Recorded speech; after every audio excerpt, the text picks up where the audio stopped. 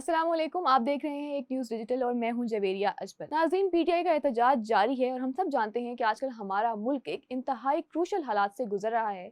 एक क्योस किसी सिचुएशन बन चुकी है और कोई नहीं जानता कि आगे के हालात क्या होंगे, क्या हालात मजीद संगीन हो जाएंगे या इसका कोई नतीजा भी निकलेगा।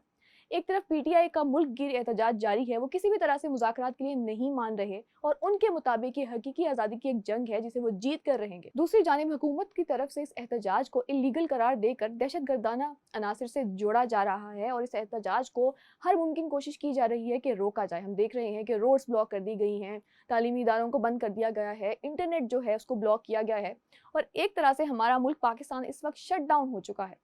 अब इस सारे मामले पे अगर हम नज़र दौड़ाएं तो जब भी कोई सियासी पार्टी कोई स्टेप लेती है, कोई एक्शन लेती है, कोई प्रोटेस्ट करती है या कुछ भी उनका कोई स्टेप होता है तो उनका ये कहना होता है कि हमारा जो मेजर फोकस है वो आवाम है, आवाम की बका हमारी फर्स्ट प्रायोरिटी है और हम जो कुछ भी करते हैं वो आवाम के रिलीफ के लिए करते हैं।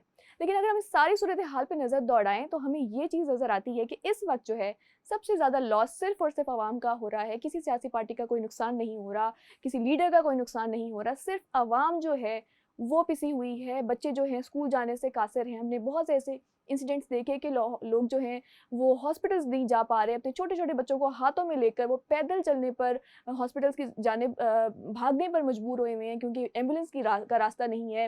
रोड्स ब्लॉक कर दिए गए हैं, लोग कम्यूट नहीं कर पा रहे, कहीं ज़रूरी किसी ने कहीं जाना हो वो नहीं जा पा रहा, लोग अपने दफातर को नहीं जा पा रहे।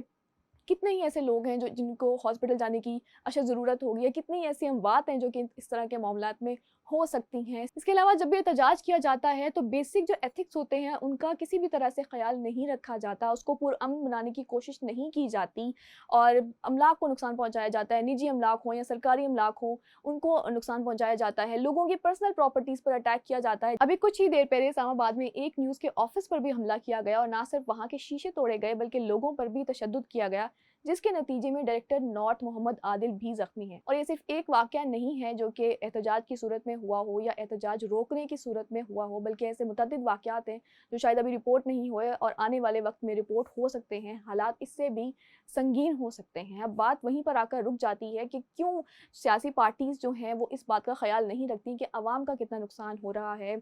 हम देख रहे हैं कि बहुत सी जो शादियाँ हैं वो रुक गई हैं, लोग कंटेनर्स की वजह से अपनी जो डेस्टिनेशन तक नहीं पहुँच पा रहे, दूल्हे जो हैं वो बारात लेकर खड़े हुए हैं। इसके साथ-साथ हमने एक फ़ोटो शूट देखा दूल्हा-दुल्हन का कंटेनर्स के सामने, जिसकी वजह से उनको शदीद मुश्किलात का सामना था और उन्होंने एक फ़ोटो शूट वहीं पर करवाना बेहतर समझा। ना सिर्फ ये बल्कि इस हवाले से जो मेजर मसला आने वाला है वो ये है कि ट्रांसपोर्ट बंद होने की वजह से ना तो सब्जियां इस्लामाबाद तक पहुंच पा रही हैं और ना ही फल, और एक खदशा जाहिर किया जा रहा है कि आने वाले वक्त में इन चीज़ों के हवाले से प्राइस हाइक देखने को मिलेगी और महंगाई में मज़ीद इजाफा होगा, जिसका जो अल्टीमेट इफेक्ट है वो भी आवाम पर ही होगा।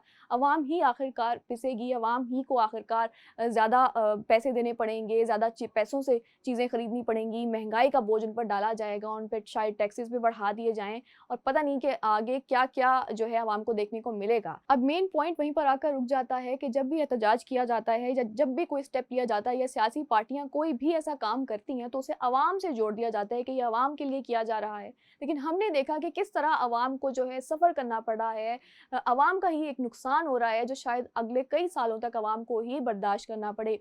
ज़रूरत इस बात की है कि हमारी सियासी पार्टियां इस चीज़ को भी देखें कि ज़ाती मुफादात से ऊपर जो है वो आवाम के कंसर्न्स हैं। हमारी हुकूमत को भी इस बारे में सोचने की ज़रूरत है, हमारी बाकी सियासी पार्टियों को भी सोचने की ज़रूरत है कि जो भी आप स्टेप्स ले रहे हैं एटलीस्ट आप अपनी आवाम के बारे में ज़रूर सोचें जो इस वक्त बहुत मुश्किल से गुजारा कर रहे हैं, वो सफ़र कर रहे हैं, वो हॉस्पिटल्स नहीं जा पा रहे, उनके साथ इस कदर मसाइल दरपेश हैं। इंटरनेट बंद होने की वजह से बच्चे इवन ऑनलाइन क्लासेस भी अटेंड नहीं कर पा रहे, फ्रीलांसर्स को मसाइल पेश आ जाते हैं। तो आप प्लीज़ उनके बारे में सोचें, हुकूमत को उसके बारे में ज़रूर सोचना चाहिए, सियासी पार्टियों को सोचना चाहिए। कोई भी एक्शन लेने से पहले या इस तरह का कोई भी स्टेप लेने से पहले जिससे पूरे मुल्क को एज अ होल इफेक्ट हो, ज़रूर सोचकर उसके बाद डिसीजन लेना चाहिए, ताकि जो एक मंशूर दिया जाता है, जो एक वादा किया जाता है, एक मैनिफेस्टो हर पार्टी बनाती है कि हम आवाम के लिए सब कुछ कर रहे हैं, तो वाकई ये बात साबित हो कि आप आवाम के लिए कुछ करते हैं।